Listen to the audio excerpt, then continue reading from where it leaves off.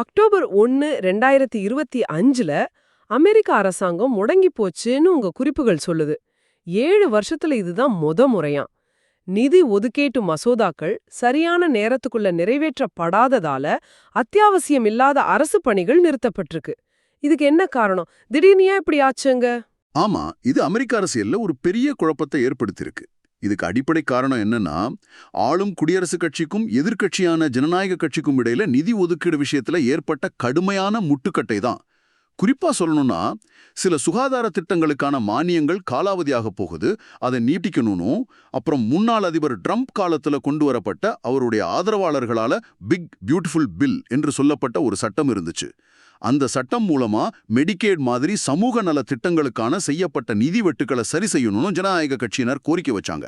ஏன்னா அந்த ட்ரம்ப் காவத்து மசோதா பாதுகாப்பு செலவுகளையும் செல்வந்தர்களுக்கான வரி செலவுகளையும் அதிகப்படுத்திட்டு இந்த மாதிரி கூட்டாட்சி சமூக நல திட்டங்களுக்கான நிதியை குறைச்சதா ஜனநாயக கட்சியினர் குற்றம் சாட்டுறாங்க. ஆனா பாதுகாப்பு, உள்நாட்டு பாதுகாப்பு மாதிரி சில முக்கியமான துறைகளுக்கு நிதி ஏற்கனவே ஒதுக்கப்பட்டதால அவங்க இந்த முடக்கத்தால பாதிக்கப்படல, இயங்கிட்டு இருக்கு.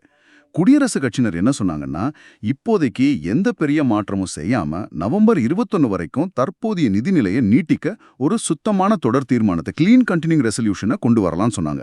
ஆனா ஜனநாயக கட்சியினர் அந்த நிதி ஒதுக்கீட்டை இந்த சுகாதார விதிகள், ட்ரம்ப் காலத்து நிதி அதிகார மாற்றங்கள் இதோட எல்லாம் இணக்க முயற்சி செஞ்சாங்க.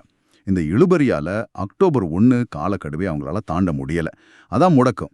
நாங்க இங்க 2 தரப்பு நிலைப்பாடுகளையும் அவங்க மூலங்கள்ல சொன்னபடி தான் சொல்றோம். யார் பக்கம் சரி தவறுன்னு சொல்லாம. சரி, இந்த முடக்கத்தோட உடனடி தாக்கம் எப்படி இருக்கு? யார் யார் பாதிக்கப்படுறாங்க? பொதுமக்களுக்கு என்ன பாதிப்பு? இதோட தாக்கம் பலதரப்பட்டது. முதல்ல கூட்டாட்சி ஊழியர்கள். சுமார் ஒரு 7.5 லட்சம் பேர் வரைக்கும் சம்பளம் இல்லாம தற்காலிக விடுப்புல ஃபர்லோ அனுப்பப்படலான்னு எதிர்பார்க்கப்படுது. இதனால ஒரு நாளைக்கு மட்டுமே சுமார் $400 மில்லியன் பொருளாதார இழப்பு ஏற்படலான்னு ஒரு கணிப்பு இருக்கு. 2018-19 நடந்த முடக்கத்துல சுமார் 8 லட்சம் பேர் பாதிக்கப்பட்டாங்க. ஆனா ராணுவம், சட்ட அமலாக்கம், விமான போக்குவரத்து கட்டுப்பாடு மாதிரி அத்தியாவசிய பணிகள்ல இருக்கிறவங்க அவங்க சம்பளம் இல்லாமலேயே தொடர்ந்து வேலை செய்ய வேண்டியிருக்கும்.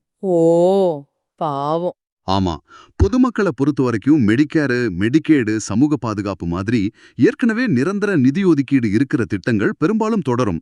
ஆனா புதுசா அதுல சேர்றது, இல்ல பாஸ்போர்ட் வாங்குறது, தேசிய பூங்காக்களுக்கு போறது, இந்த மாதிரி விஷயங்கள்ல தாமதமோ தடங்கல்களோ ஏற்படலாம். விமான நிலைய ஊழியர்கள் பாதிக்கப்பட்டா விமான பயணங்கள்லயும் சிக்கல்கள் வரலாம். பொருளாதார ரீதியா பார்த்தா இந்த முடக்கம் எவ்வளவு நாள் நீடிக்குதோ அந்த அளவுக்கு பாதிப்பு அதிகமாகும். போன முறை நடந்த முடக்கம் 2018-19ல அதுவே சுமார் $11 பில்லியன் உற்பத்தி இழப்பை ஏற்படுத்துச்சு. அதுல $3 பில்லியன் நிரந்தர இழப்பு.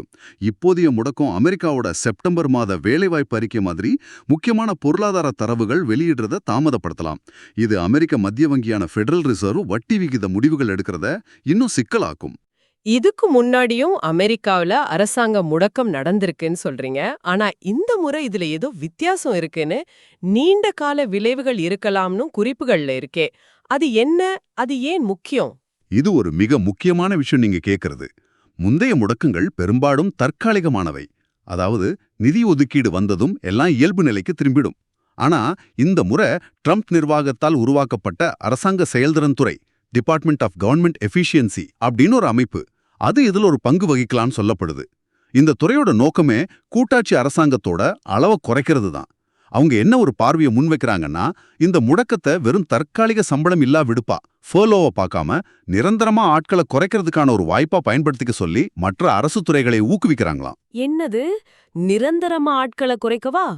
ஆமா, பட்ஜெட் மற்றும் மேலாண்மை அலுவலகம் OMB அனுப்பின ஒரு குறிப்பானையில கூட கட்டாய நிதி ஒதுக்கீடு இல்லாத திட்டங்கள்ல சம்பளமில்லா விடுப்புக்கு பதிலா இந்த RIF நடவடிக்கைகளை திட்டமிடச் சொல்லி அறிவுறுத்தியிருக்காங்க.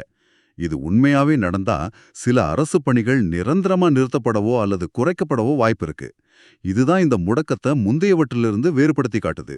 இது ஒரு தற்காலிக பிரச்சனை இல்லாம போகலாம். அப்போ இது உங்களுக்கு ஏன் முக்கியம்னா, வெறும் அரசியல் காரணங்களுக்காக நடக்கிற ஒரு முட்டுக்கட்டை எப்படி லட்சக்கணக்கான ஊழியர்கள், பொதுமக்களோட வாழ்க்கையை பாதிக்குதுங்கிறத இது காட்டுது.